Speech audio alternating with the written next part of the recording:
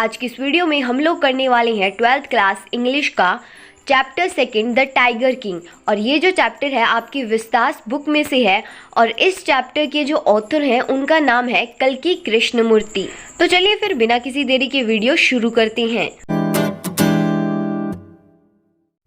तो सबसे पहले देखते हैं हम इसके कैरेक्टर्स, यानी कि इसमें कौन कौन से जो व्यक्ति हैं वो आएंगे इस स्टोरी के अंदर, वो हम देखने वाले हैं। तो सबसे पहले आता है हमारे पास द टाइगर किंग। और ये जो बंदा है ना वो पूरी स्टोरी का हीरो माना जाता है और ये जो बंदा है वो महाराज होता है प्रतिबंधपुरम का। तो जो सारी स्टोरी है वो इसी के बेस पर होने वाली है। नेक्स्ट हमारा आता है चीफ एस्ट्रोलॉजर। तो ये जो एस्ट्रोलॉजर भाई साहब है ना, ये लोगों का फ्यूचर बताते हैं इस स्टोरी के अंदर।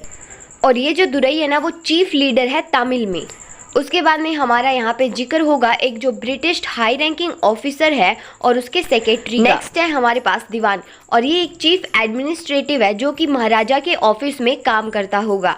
नेक्स्ट है हमारे पास दुराई सेनी। अब जो मैंने आपको एक जो ब्रिटिश हाई रैंकिंग ऑफिसर बताया था ना, वो उसकी वाइफ है दुराई सेनी, जो कि बहुत ही ज़्यादा लालची होती है। वो हम आगे देखेंगे कैसे। तो यहाँ से हमारी स्टोरी शुरू होती है। मैं आपको लाइन टू लाइन नहीं बताऊंगी, मतलब हिंदी में तो बताऊंगी लाइन टू लाइन, लेकिन इंग्लिश में लाइन पढ़ के नहीं बताऊंगी। मैं अंडरलाइन कर दूंगी और उसी लाइन की मैं आपको यहाँ पे एक्सप्लेन कर रही होंगी। तो जो महाराज है ना प्रतिबंधपुरम का, वो इस स्टोरी का हीरो माना जाता है और उसको क्या है टाइगर किंग के नाम से भी जाना जाता है, जो महाराजा प्रतिबंधपुरम। और जैसे ही जो महाराज है वो पैदा हुआ, जो एस्ट्रोलॉजर है जो भविष्यवाणी बताने वाले हैं, उन्होंने बताया कि एक दिन ये जो बच्चा पैदा हुआ है उसको क्या है टाइगर मारेगा, यानी कि इसकी जो मौत है वो टाइगर से ही होगी।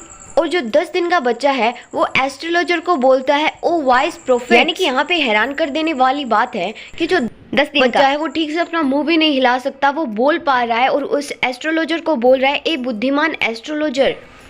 और फिर उस बच्चे ने उस एस्ट्रोलॉजर से कहा कि एस्ट्रोलॉजर मुझे मेरे मरने का तरीका बताओ, यानी कि मैं किस तरह से मरूंगा वो मुझे बताओ। तो जो एस्ट्रोलॉजर है वो जवाब देता है कि जो आपकी मौत है वो एक टाइगर से होगी। तो जैसे ही जो प्रिंस बड़ा हुआ वो क्या है टाइगर से सावधान रहने लगा। अगर आपको इसमें थोड़ी कंफ्यूजन हो रही है तो मैं बता दूं, ये जो बच्चा है वो और कोई नहीं, वो महाराजा प्रतिबंधपुरम का, और इस महाराज के ही बचपन की बात की जा रही है। और जैसे ही वो प्रिंस 20 साल का हुआ तो उसको सिंहासन मिल गया, उसको ताज मिल गया, यानी कि वो अब महाराज बन चुका था उस स्टेट का। और जो प्रतिबंधपुरम थी ना उसमें बहुत सारे जंगल थे और उन जंगलों के अंदर बहुत सारे टाइगर। जो महाराज था ना उसको डर था कि उसकी मौत है ना वो टाइगर से ही होगी, तो इसीलिए क्या है उसने टाइगर की हंटिंग करनी स्टार्ट कर दी, उसने टाइगर्स को मारना स्टार्ट कर दिया। और जैसे ही महाराज ने पहला टाइगर मारा तो वो बहुत ही ज़्यादा थ्रिल्ड हो गया, रोमांचित हो गया, और उसने ये जो टाइगर था वो क्या है एस्ट्रोलॉजर को भेजा कि देखो मैंने पहला टाइगर मार दिया। फिर जो एस्ट्रोलॉजर होता है जिसने भविष्यवाणी की होती है कि उसकी जो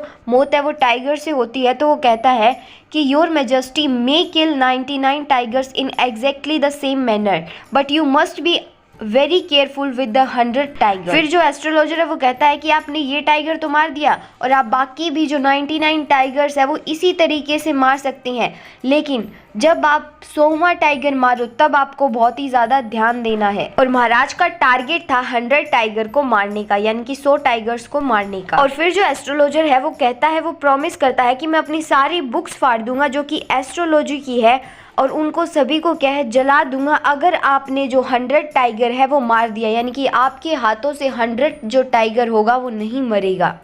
ऐसा उस एस्ट्रोलॉजर ने भविष्यवाणी बताई थी। अब जो स्टेट थी प्रतिबंधपुरम, जहाँ पे वो टाइगर हंटिंग है वो क्या है बैन कर दी गई थी।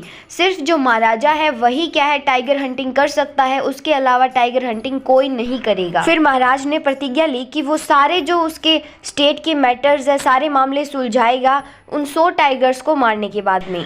तो ये जो अपना टारगेट था, ये एम्बिशन था, जैसे ही जो राजा है उसने सेट कर लिया था तो उसने बहुत सारे डेंजर्स खतरों का भी सामना किया। कुछ बार क्या हुआ उसकी बुलेट थी वो मिस हो जाती थी टाइगर्स को मारते वक्त, और कई बार क्या होता है ना कि जो टाइगर है वो महाराज के ऊपर कूद जाता है और महाराज को नंगे हाथ ही उसका सामना करना पड़ता है, यानी कि उसके हाथ में कोई प्रोटेक्शन नहीं होता, लेकिन हर बार क्या है महाराज ही जीतता है। एक बार क्या हुआ, जो महाराज था उसको अपने सिंहासन खोने का खतरा क्योंकि था। एक जो हाई रैंकिंग ब्रिटिश ऑफिसर है वो प्रतिबंधपुरम में आया और उसको क्या हंटिंग का बहुत ही ज़्यादा शौक था और उसको आदत थी कि वो जैसे ही जिस टाइगर को मारता है ना, उसी के साथ वो क्या अपनी फोटो खिंचवा लेता है और बताता है कि भाई ये टाइगर मैंने मारा है। उसकी इच्छा थी ब्रिटिश ऑफिसर की कि मैं क्या है प्रतिबंधपुरम के अंदर भी टाइगर्स की हंटिंग करूं। और जो महाराजा था वो अपने संकल्प पे दृढ़ था कि उसके अलावा कोई हंटिंग नहीं करेगा, तो उसने उस ब्रिटिश ऑफिसर को मना कर दिया। तो इसीलिए महाराजा ने क्या एक ब्रिटिश ऑफिसर की जो इच्छा है वो पूरी नहीं की, इसीलिए उसको क्या है खतरा बना रहा था उसके किंगडम को खोने का। तो जो महाराजा और दीवान होता है, दीवान वो ही एक ऑफिसर होता है, जैसे कि मैंने आपको पहले बताया था, ये उनके दरबार में काम करता है। तो जो महाराजा और दीवान है वो एक बहुत ही ज़्यादा विचार विमर्श करते हैं कि अब क्या किया जाए कि हमने उस ब्रिटिशर को मना कर दिया है। तो उसने क्या है लगभग 50 महंगी हीरो की अंगूठी है वो क्या है डिफरेंट डिज़ाइन की मंगवाई, और जो ब्रिटिश है जो ऑफिसर आया था उसकी वाइफ को भेज दी। और किंग और मिनिस्टर ने सोचा होगा कि उसमें से क्या है वो 2 या 3 अच्छी रिंग रख के जो उसको डिज़ाइन पसंद आएंगे बाकी की वापस भेज देगी। लेकिन वो औरत इतनी लालची थी कि उसने क्या है कुछ भी अंगूठी वापस नहीं भेजी, 50 की 50 रख ली और उनको क्या है रिप्लाई में एक थैंक्स का लेटर भेज दिया। महाराजा है वो खुश हो गया कि उसने 3 लाख का तो नुकसान हुआ उसका, लेकिन उसका जो किंगडम है वो बच गया, क्योंकि जो ब्रिटिशर था उसका थैंक्स का लेटर आ गया, मतलब कि वो उससे नाराज नहीं है और इसका किंगडम नहीं छीनेगा। और जो महाराजा की हंटिंग है वो बहुत ही ज़्यादा सक्सेसफुल चल रही थी। महाराजा ने 10 सालों के अंदर 70 टाइगर्स को मार दिया था, लेकिन अब क्या है प्रतिबंधपुरम में एक भी टाइगर नहीं बचा था। जितने भी टाइगर्स थे सारे महाराजा ने मार दिए थे। एक दिन जो महाराजा है वो दीवान को भेजता है और कहता है कि 30 टाइगर अभी भी बचे हैं। फिर महाराजा दीवान को कहता है कि वो क्या है शादी करना चाहते हैं, और दीवान ने एक ऐसी सही लड़की देखी जहाँ पे क्या है उस लड़की के जो स्टेट है, उस लड़की का जो राज्य है, वहाँ पे क्या है बड़े नंबर में टाइगर हैं। और जितनी बार भी महाराजा जंग बहादुर अपने फादर इन लो के पास जाते, यानी कि अपने ससुराल में जाते, वहाँ पे क्या है 5 या 6 टाइगर हर बार मार के आते। और इस तरह से उन्होंने क्या है 99 टाइगर मार दिए। और जो 99 टाइगर की जो खाल थी वो उसके जो रिसेप्शन है, उसका जो दरबार है, उसके रिसेप्शन के हॉल के अंदर लगी हुई थी प्रतिबंधपुरम में। अब सिर्फ एक ही टाइगर बचा था जो कि महाराजा को मारना था। लेकिन अब जो टाइगर्स है वो फादर इन लो के किंगडम में भी ख़त्म होने शुरू हो गए थे, यानी कि फादर इन लो के किंगडम में भी टाइगर्स नहीं बचे थे उसके ससुराल में। और अब उस एक टाइगर को ढूंढना नामुमकिन सा हो गया था। और जो महाराजा था वो एकदम से दुखी हो गया था, लेकिन उसको जल्दी एक गुड न्यूज़ मिलती है कि जो महाराजा का राज्य है उसमें जो भेड़ें हैं वो बहुत ही जल्दी क्या है गायब हो रही हैं, और हिल साइड पे जो भेड़ें हैं वो गायब हो रही हैं। तो उन सभी को लगा कि ये क्या है टाइगर का ही काम हो सकता है, क्योंकि जो भेड़ें मरती हैं वो टाइगर खा लेता है, इस वजह से मरती हैं। और ये बात जो विलेजर्स हैं, जो गांव के लोग हैं, वो महाराजा को बताते हैं, लेकिन वहाँ पर उनको कोई टाइगर नहीं मिलता। और महाराजा है उसने क्या है मना कर दिया कि वो फॉरेस्ट को छोड़ के जब तक नहीं जाएगा जब तक कि क्या है उसको टाइगर नहीं मिल जाता। और जो महाराजा था वो बहुत ही ज़्यादा गुस्से में था, यानी कि उसका पारा एकदम से हाई हो गया था। इस वजह से कई जो ऑफिसर्स है उसने अपनी जॉब खो दी थी। एक दिन महाराजा बहुत ज़्यादा गुस्से में होता है और दीवान को बुलाता है और ऑर्डर करता है कि जो लैंड के जितने भी टैक्सेस हैं ना वो सारे के सारे डबल कर दो। तो दीवान कहता है कि अगर हम ऐसा करेंगे ना तो लोग क्या है आपसे असंतुष्ट हो जाएंगे, और फिर उनका राज्य जो है वो इंडियन नेशनल कांग्रेस के अंडर आ जाएगा। यानी कि ये जो पार्टी थी उस समय पार्टीज भी चलती थी, तो फिर महाराजा का रूल नहीं रहेगा। फिर राजा ने दीवान को कहा कि तुम इस्तीफा दे दो, तुमसे कुछ नहीं होगा।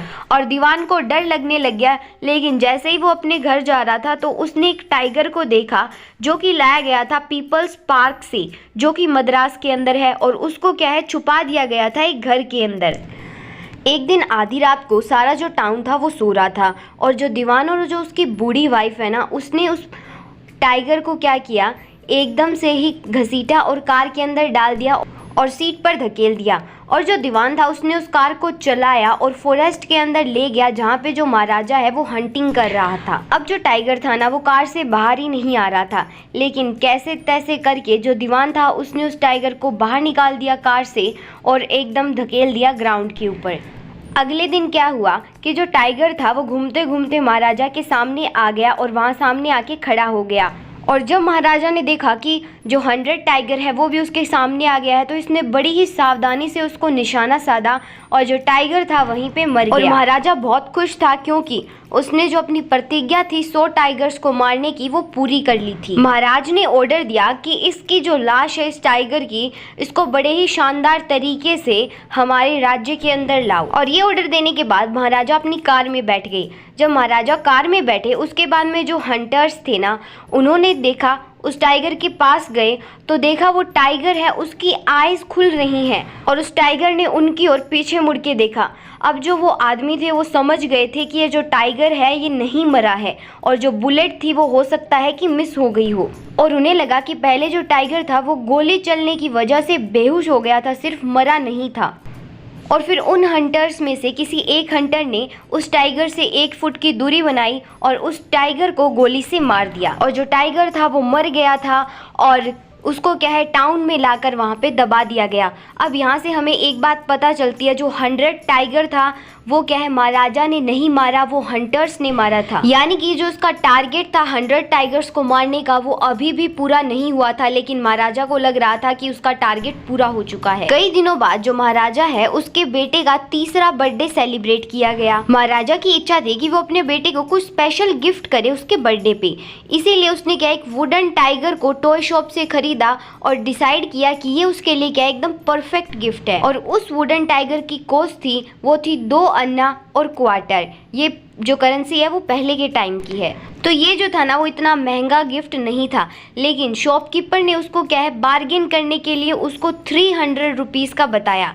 यानी कि उसकी असल कीमत शॉपकीपर ने क्या है महाराजा से छुपाई और उसको बढ़ा चढ़ाकर उसको 300 का बताया। और उसने उसकी झूठी तारीफ की कि ये जो है बहुत ही बड़ा क्राफ्टमैनशिप का एग्जाम्पल है, यानी कि ऐसे वैसे क्राफ्टमैन तो इसे बना ही नहीं सकते, बड़े बड़े क्राफ्टमैन ने इस टाइगर को बनाया, लेकिन एक्चुअल में सिंपल से क्राफ्टमैन में उस टाइगर को बनाया था। और उसका सरफेस था वो बहुत ही ज़्यादा रफ था और जो उसकी वुड थी, उसके आसपास की जो लकड़ी खड़ी हुई थी वो एकदम कांटों की तरह उसके अंदर लग रही थी। और जब महाराजा अपने बेटे के साथ उस टाइगर से खेल रहा था तो वो उसके जो कांटे से है वो महाराजा के राइट हैंड के अंदर चुभ गए, लेकिन उसने तब इतना ध्यान नहीं दिया और अपने लेफ्ट हैंड से उस कांटे को बाहर निकाला और फिर से वो क्या है अपने बेटे के साथ खेलना शुरू कर दिया। और अगले दिन क्या हुआ, जो इन्फेक्शन है वो उसके पूरे राइट हैंड के अंदर फैल गया और 4 दिन के अंदर ही वो जो इन्फेक्शन है वो एकदम बहुत ही गहरा घाव सा बन गया और उसके पूरे क्या है आर्म के अंदर, पूरे हाथ के अंदर फैल गया था।